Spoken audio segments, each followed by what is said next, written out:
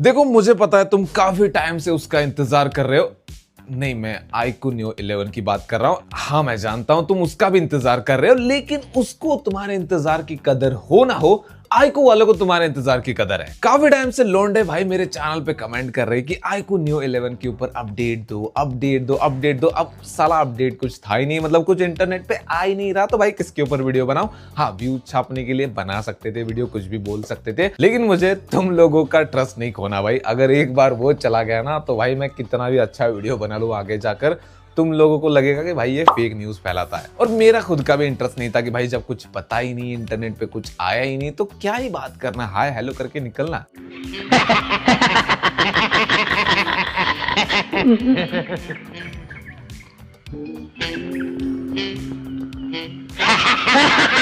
ये ऐसा हो सकता है, वैसा हो सकता है, ये हो सकता है, वो हो सकता है, लेकिन अब ना थोड़े से मतलब स्ट्रॉन्ग लीक्स लग रहे हैं, क्योंकि रिसेंटली iQOO Z11 टर्बो, जिसके स्पेक थोड़े रिवील हुए इंटरनेट पे, जो चाइना में नेक्स्ट मंथ आने वाला है जनवरी में, और उसकी प्री ऑर्डर भी कुछ स्टार्ट हो चुके हैं चाइना में। अब इसके ऊपर हमने शॉर्ट में बात की थी, लेकिन उसके बाद मैं फिर लॉन्ग वीडियो क्यों बना रहा हूँ, पैसा ही पैसा होगा। क्योंकि और भी बहुत सारे स्पेक है जिनको हमने कवर नहीं किया, और सबसे मेन चीज कि भाई यही कुछ स्पेक हमें iQOO Neo 11 में देखने को मिल सकते हैं। जैसे iQOO Z10 सीरीज के टाइम पे हुआ था iQOO Z10 टर्बो प्रो, और दूसरी तरफ Neo 10 की अगर तुम स्पेसिफिकेशन देखोगे तो तुम्हें बहुत सारी सिमिलरिटीज देखने को मिलेंगी। अब वही चीज यहाँ पर भी हो सकती है, क्योंकि अगर तुम स्पेक देखोगे, उसके अलावा अगर तुम इसकी प्राइसिंग देखोगे जो चाइना में होने वाली है, उसको अगर हम इंडियन करेंसी में कन्वर्ट करते हैं और वहां पर टैक्स वगैरह जोड़ते हैं, तो वो वहीं पर जा रही है जहां पर iQOO Neo 11 लॉन्च हो सकता है, जिस सेगमेंट में। लेकिन जैसा कि हर बार iQOO थोड़े चेंजेस करता है, तो यहां पर भी तुम चेंजेस को एक्सपेक्ट करके चलो। तो वो चेंजेस अभी मैं साथ ही साथ बताऊंगा। जैसे कि लोंडो डिस्प्ले में चेंजेस हो सकते हैं, क्योंकि तुम लोगों को बड़ी स्क्रीन पे देखना पसंद है, मतलब गेम में जो चल रहा है वो। अब जो iQOO Z11 टर्बो है, जो चाइना में लॉन्च होने वाला है, उसमें तुम्हें 6.59 इंचेस का एक ऐसा डिस्प्ले मिलता है जिसको ना तुम छोटा डिस्प्ले कह सकते हो, ना बड़ा डिस्प्ले कह सकते हो। मतलब बड़ा है लेकिन ज्यादा बड़ा नहीं है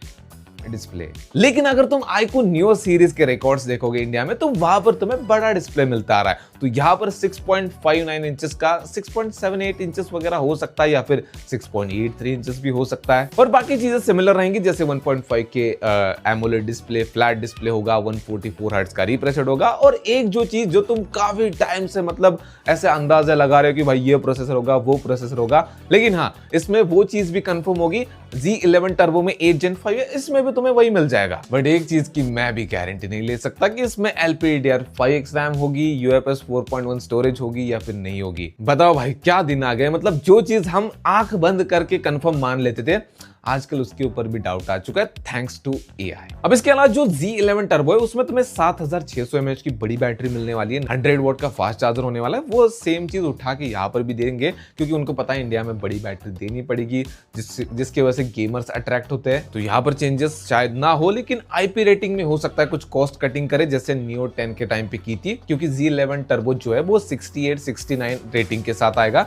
तो हो सकता है इसमें भी वही मिले, या फिर थोड़ी कॉस्ट कटिंग हो जाए। एक और जगह है जहां पर मैं खुद चाहता हूं कि iQOO वाले थोड़ा कॉस्ट कटिंग करे, वो ये कि जो Z11 टर्बो है, उसमें सुनने को आ रहा है कि आपको 200 मेगापिक्सल का कैमरा मिलेगा, मेन कैमरा 8 मेगापिक्सल का अल्ट्रा वाइड रेडमी वाली वाइब आ रही है, और 32 मेगापिक्सल का सेल्फी कैमरा।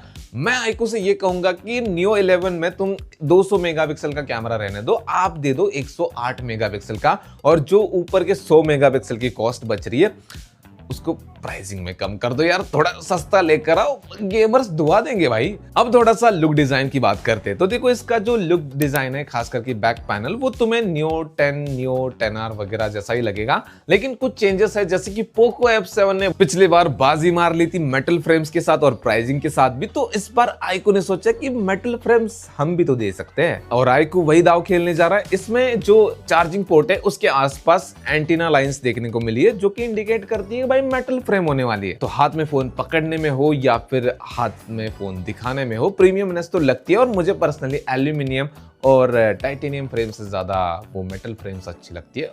वो पर्सनल चॉइस है, हो सकता है तुम्हें दूसरी पसंद हो, मतलब फ्रेम। अब आता है तुम लोगों का फेवरेट पार्ट कि भाई इसकी इंडिया में प्राइसिंग क्या होगी। तो देखो चाइना में इसकी प्राइस एक्सपेक्टेड है 32,000। मैं करेंसी कन्वर्ट करके बात कर रहा हूँ, वरना ये मत बोलना कि चाइना में कहा इंडियन रुपीज चलती है। तो इंडिया में आते आते ये 40,000 से 45,000 के अराउंड आ सकता है, मतलब इस सेगमेंट में आ सकता है। तो मैं अपनी तरफ से एक प्राइस प्रेडिक्ट करूँ तो 43,000 का आ सकता है, कार्ड डिस्काउंट के साथ शायद 40,000 का मिले, या फिर बहुत किस्मत अच्छी रही तो 40,000 का आ सकता है, कार्ड डिस्काउंट के साथ 38,000 का मिले शायद। बट इस चक्कर में आईक्यू वालों को मेरा बस यही कहना है कि वो छोटी हरकत मत करना जो आईक्यू नियो 10 के टाइम पे की थी कि 8GB प्लस 128GB वेरिएंट दे दिया 32,000 का, ताकि लोगों को लगे कि उतनी प्राइस नहीं बढ़ी है। इसमें base variant 8GB plus 256GB होना चाहिए। अब देखो, मैं कहना तो चाहता हूं कि भाई 40,000 के नीचे आएगा, लेकिन यार मेरा दिल नहीं मान रहा, क्योंकि जो सिचुएशन अभी बनी पड़ी है और आने वाले टाइम में और खराब होने वाली है, तो उस हिसाब से मुझे लग रहा है कि ये 40,000 के ऊपर ही जाने वाला है। अब आके देखते हैं कि और क्या क्या चेंजेस इसमें होते हैं, और लॉन्च को अभी थोड़ा टाइम है,